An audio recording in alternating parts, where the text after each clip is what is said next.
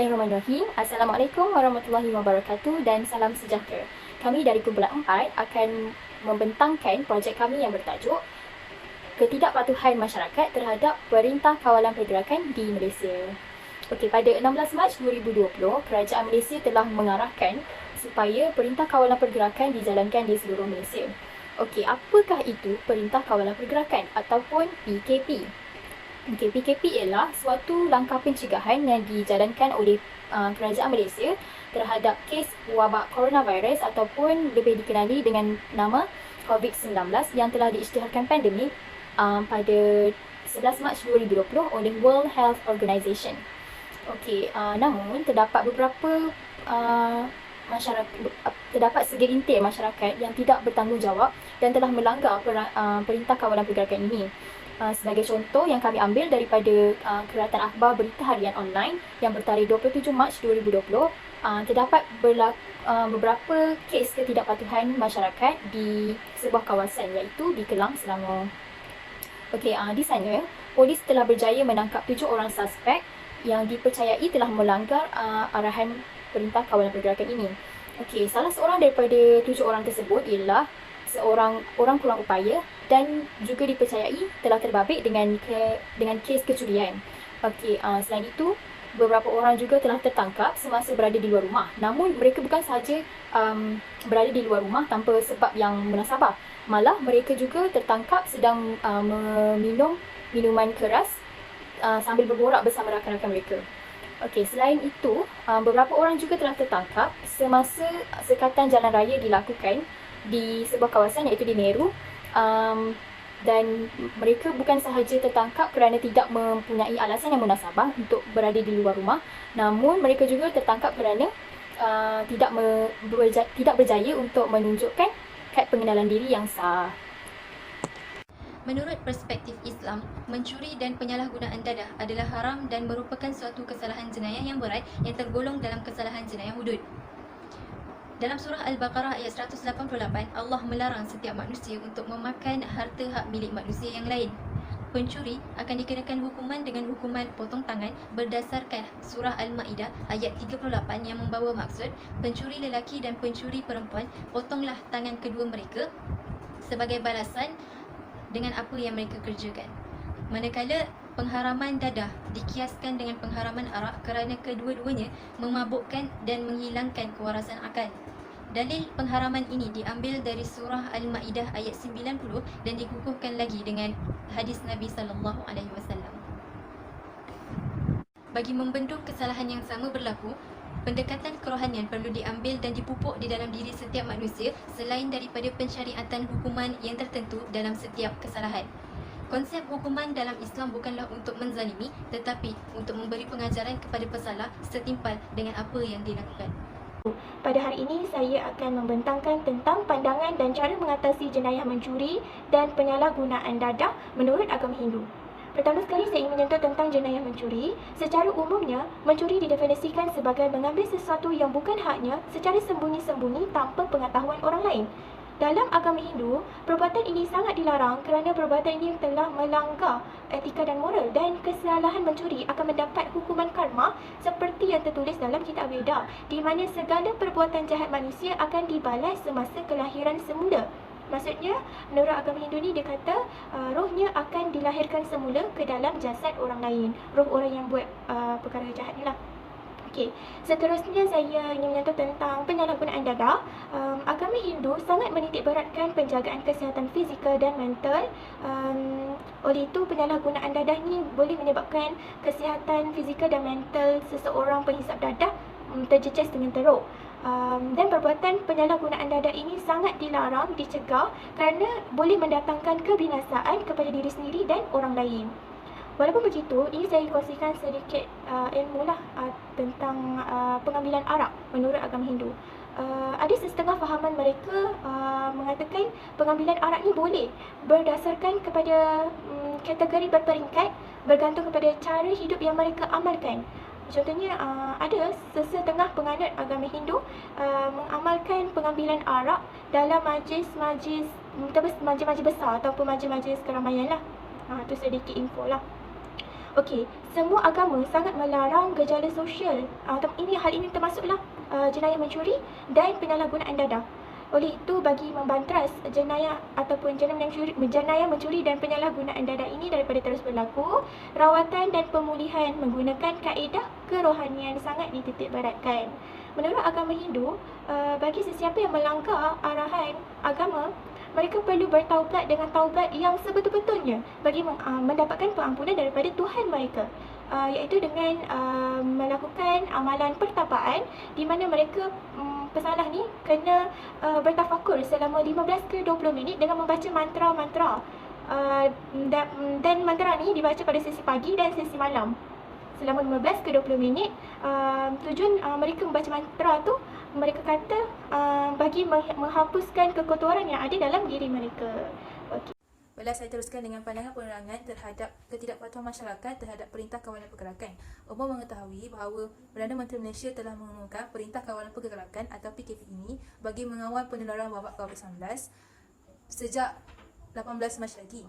Orang ramai tidak dibenarkan keluar rumah dan hanya dibenarkan keluar apabila perlu sahaja bagi memenuhi keperluan harian seperti membeli makanan dan juga perubatan.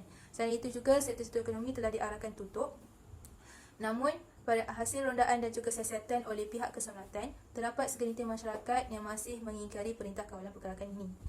Kesalahan mereka ini juga dianggap salah satu kesalahan dari segi undang-undang. Oleh itu, pihak kerajaan telah menetapkan beberapa hukuman bagi mengatasi masalah ini. Antaranya, mereka boleh dikenakan denda sebanyak RM1,000 Malaysia atau dikenakan hukuman penjara tidak melebihi 6 bulan atau juga boleh dibawa bicara ke mahkamah jika mereka masih berdegil. Sikap masyarakat sedemikian menunjukkan betapa mereka tidak memahami makna sebenar tentang bahayanya pandemik COVID-19 ini. Pandangan terhadap kesalahan mencuri di Malaysia. Menurut Kamus Dewan edisi yang keempat, mencuri ialah membuat sesuatu dengan tidak diketahui orang atau secara sembunyi atau secara rahsia. Dan unsur-unsur bagi membentuk perbuatan mencuri menurut Kanun Kesiasaan 1957 di Malaysia ialah dua. Yang pertama ialah act tersiris dan yang kedua ialah mens rea. Tersiris ni terdiri daripada mengambil harta oleh ahli, mengambil harta milik orang lain, mengambil harta tanpa kerelaan pemiliknya dan menggerakkan harta berkenaan dengan tujuan untuk mengambilnya. Dan mens rea ini ialah perbuatan mencuri yang wujud apabila tertuduh ataupun pencuri tersebut melakukan act tersiris dengan niat yang curang. Dan hukuman mencuri ini menurut agama Islam adalah satu jenayah dan merupakan salah satu daripada dosa-dosa besar yang boleh dikenakan hukuman hudud, iaitu hukuman potong tangan ke atas pembuatnya. Dan hukuman hudud ini adalah wajib. Namun hukuman hudud ini tidak dilaksanakan di Malaysia. Tetapi kita sebagai umat Islam hendaklah berwaspada dan mestilah tidak melakukan dosa-dosa besar supaya hidup menjadi lebih tenang dan tenteram. Okey. Cara mengatasi kesalahan mencuri di Malaysia, saya kemukakan dengan 3 cara. Yang pertama ialah melalui undang-undang di Malaysia. Dan kesalahan mencuri ini telah diperuntukkan menurut Kanun Kesiasaan di Malaysia. Dan hukuman bagi kesalahan mencuri ini berbeza mengikut seksyen, mengikut kategori kesalahan mencuri yang disabitkan. Dan menurut seksyen 379 Kanun Kesiasaan 1957, sesiapa yang mengambil apa-apa harta tanpa kerelaan orang itu adalah dikira mencuri. Dan jika disabitkan kesalahan, boleh dihukum penjara 7 tahun ataupun denda, ataupun dihukum disabitkan kesalahan kedua-duanya sekali, penjara dan denda. Dan cara mengatasi kesalahan mencuri yang kedua ialah masyarakat itu sendiri, dan masyarakat mainkan peranan yang sangat penting dalam mengatasi kesalahan mencuri, khususnya ibu-bapa. Ibu-bapa mestilah mendidik anak-anak dengan didikan agama yang cukup sejak kecil supaya anak-anak tidak terjebak dengan gejala sosial, khususnya jenayah seperti kesalahan mencuri yang akan merosakkan masa depan mereka. Dan yang terakhir, cara mengatasi yang terakhir ialah peranan media massa itu sendiri. Kerana media massa mainkan peranan sangat penting dalam menyampaikan maklumat kepada masyarakat. Namun media massa pada masa kini lebih kepada berbentuk hiburan daripada memberikan maklumat kepada masyarakat. Dan filem-filem barat telah mempengaruhi jiwa-jiwa remaja untuk melakukan kesalahan ataupun jenayah-jenayah yang terdapat di Malaysia. Dan program-program televisyen juga banyak berbentuk hiburan daripada memberikan maklumat yang terbaik kepada masyarakat. Dan media massa seharusnya menitik beratkan nilai-nilai moral yang tinggi kepada rakyat Malaysia dalam setiap isi kandungan yang disiarkan kepada masyarakat. Baiklah, seterusnya adalah tindakan kerajaan Malaysia dalam menangani isu dadah melalui undang-undang. Menurut Kementerian Kesihatan Malaysia, dadah merupakan bahan kimia berbahaya yang boleh mengubah fungsi tubuh badan manusia. Walaupun dalam bidang perubatan turut menggunakan dadah dalam menghasilkan ubat-ubatan, tetapi penggunaannya adalah dalam kadar yang rendah dan terkawal. Antara dadah-dadah yang sering kali disalahgunakan adalah morfin, heroin, gam, ganja dan ekstensi. Penyalahgunaan dadah ini boleh membawa kepada ketagihan yang mana akan mendatangkan masalah yang besar dalam kalangan masyarakat seperti peningkatan kes bunuh, samun dan judi. Oleh sebab itu, kebanyakan negara di dunia telah mengenakan hukuman yang berat kepada mereka yang terlibat dalam penyalahgunaan dadah. Sebagai contoh, Republik Singapura menjatuhkan hukuman gantung sampai mati kepada mereka yang terlibat dalam pengedaran dadah. Menurut statistik, kes penyalahgunaan dadah di Malaysia pada tahun 2018 adalah sebanyak 25,267 kes. Jumlah ini mengalami penurunan sebanyak 1.3% daripada jumlah tahun sebelumnya. Kali ini menunjukkan kerajaan Malaysia sangat komited dalam menghadapi isu-isu berkaitan dadah. Kerajaan Malaysia mengenakan hukuman yang berat kepada pesalah dadah, antaranya seperti menjatuhkan hukuman gantung sampai mati kepada penagih dadah mengikut Seksyen 39B Akta Dadah Berbahaya. Selain itu, Seksyen 3 APD pula menyatakan bahawa seorang yang disyaki bersalah menagih dadah boleh ditahan oleh pegawai melalui bukti-bukti yang kukuh. Tahanan ini hendaklah tidak lebih dalam tempoh 24 jam untuk menjalani saringan-saringan yang telah ditetapkan. Seksyen 4 APD pula merujuk kepada sensitiviti undang-undang terhadap hak individu yang telah menjalani ujian tetapi tidak mendapat keputusan dalam tempoh 24 jam. Mereka ini boleh dibebaskan dengan jaminan atau dihadapkan ke hadapan magistrat untuk ditahan dalam tempoh tidak lebih 14 hari bagi menjalani saringan-saringan yang telah ditetapkan. Selain itu, kerajaan Malaysia juga telah menubuhkan agensi anti dadah kebangsaan bagi membantu dan membendung isu berkaitan dadah di negara ini.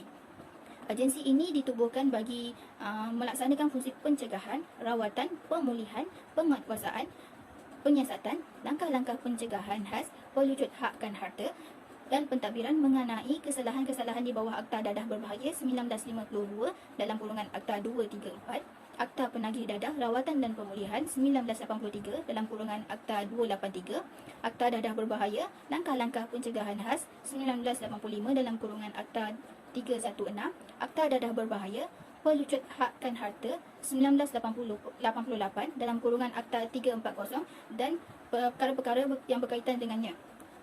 Selain itu, agensi ini juga turut mengambil inisiatif dengan mengadakan sekatan jalan raya, pemantauan di semua pintu masuk negara serta menjaga pada kawasan atau kediaman mereka yang terlibat dengan dadah. Selain itu, kerajaan Malaysia juga turut menyediakan rumah atau tempat pemulihan bagi mereka yang terlibat dengan penyalahgunaan dadah ini. Pusat-pusat pemulihan ini menyediakan berbagai aktiviti atau program yang menarik seperti program motivasi, kelas pengajian agama, program kerjaya dan berbagai lagi. Akhir sekali, kerajaan Malaysia juga turut menasihati masyarakat supaya sama-sama membantu mereka yang terlibat dalam penyalahgunaan dadah ini untuk kembali kepada diri mereka yang asal sebelum terlibat dalam kancah dadah.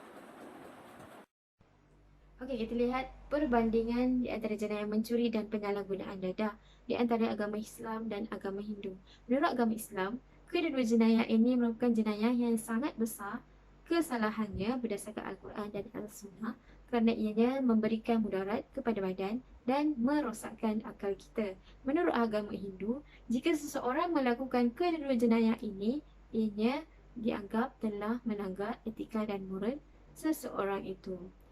Sebagaimana dalam kitab Veda telah menyatakan perkara tersebut. Dari segi hukuman, pencuri yang mencuri bagi agama Islam akan diberikan hukuman potong tangan sebagaimana yang telah ditetapkan di dalam Al-Quran, manakala menurut agama Hindu, pencuri yang mencuri akan dikenakan hukuman potong tangan, potong kepala dan potong kaki. Dari segi penyalahgunaan dadah menurut Islam, tiada spesifik hukuman yang ditetapkan, tetapi ianya telah dikiaskan dengan hukuman meminum arak dan ianya dianggap sebagai haram jika mengambilnya. Manakala bagi agama Hindu, bagi penyalahgunaan dadah tidak juga dispesifikkan, tetapi ianya berlandaskan kepada undang-undang negara di mana negara sendiri yang akan menetapkan hukuman kepada mereka ini. Dan agama Hindu ini menganggap jika seseorang itu mengambil dadah, ianya dianggap sebagai telah melanggar kesucian anggota badan kerana agama Hindu ini amatlah mengagungkan kesucian anggota badan. Seterusnya ialah langkah-langkah mengatasi jenayah mencuri dan penyalahgunaan dadah dalam agama Islam dan agama Hindu. Yang pertama, cara mengatasi jenayah mencuri dan penyalahgunaan dadah menurut Islam melalui pendekatan kerohanian. Pendekatan kerohanian perlu dilakukan dengan menggunakan kaedah yang berasaskan solat, zikir, mandi taubat, bimbingan Al-Quran dan fardu ain. Rawatan pemulihan perlu berteraskan Al-Quran dan hadis dengan menggabungkan kaedah tasawuf. Hasil penemuan yang diperoleh, rawatan pendekatan kerohanian ini menunjukkan pemulihan yang memberangsangkan daripada pelaku bersalah. Langkah seterusnya ialah melalui hukuman yang telah ditetapkan. Dalam syariat Islam, telah ditetapkan hukuman yang tertentu bagi setiap kesalahan. Konsep penyiksaan dan hukuman yang dilaksanakan berbeza dengan sistem perundangan yang lain. Hal ini kerana konsep menurut Islam berasaskan nilai-nilai agama dan ia mencakupi dengan pembalasan di dunia maupun pembalasan di akhirat. Secara umumnya, ia memberi pengertian bahawa penjenayah perlu dikenakan hukuman yang setimpal dengan perbuatan dan kesalahan yang dilakukan. Ini bersesuaian dengan konsep keadilan dalam Islam seperti firman Allah Subhanahu Wa Taala dalam surah Asy-Syura ayat 40. Maksudnya, dan jika kamu hendak membalas, maka balasan sesuatu kejahatan ialah kejahatan yang seruput. Seterusnya ialah langkah-langkah mengatasi jenayah mencuri dan penyalahgunaan dadah bagi agama Hindu. Yang pertama, rawatan dan pemulihan menggunakan kaedah kerohanian merupakan satu usaha yang baik bagi mengatasi gejala ini daripada terus berlaku.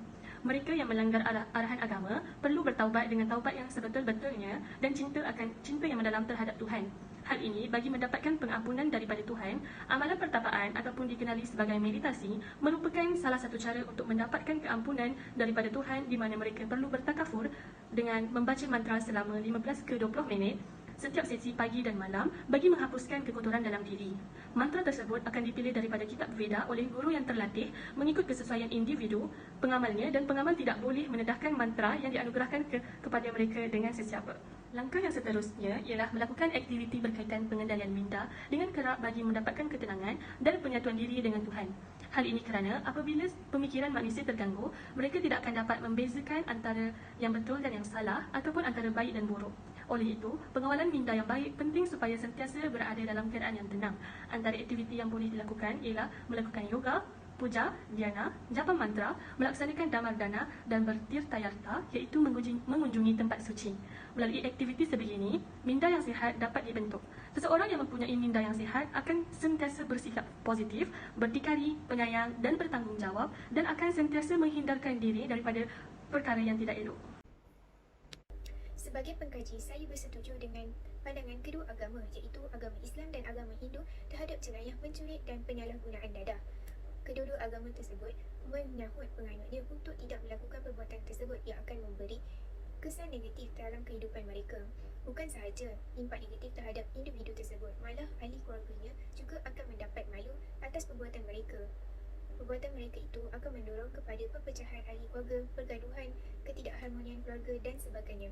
Justru, jelaslah bahawa perbuatan mencuri dan penyalahgunaan dadah banyak memberi kesan negatif kepada individu yang melakukannya. Kesimpulannya, melanggar arahan Perintah Kawalan Pergerakan iaitu PKP adalah salah di sisi undang-undang kerana ia menjejaskan keselamatan dan kesihatan penduduk di Malaysia. Dari sudut pandangan agama, kedua-duanya melarang kita untuk melakukan perkara yang memudaratkan diri dan masyarakat. Oleh itu, kita hendaklah menjauhi segala perbuatan yang salah, iaitu seperti mencuri, menyalahgunakan dadah dan meminum arak, maupun perkara-perkara yang membawa kemudaratan kepada diri dan masyarakat, agar keselamatan dan kesihatan semua dapat terjamin. Sekian, terima kasih. I wish that I could be like the cool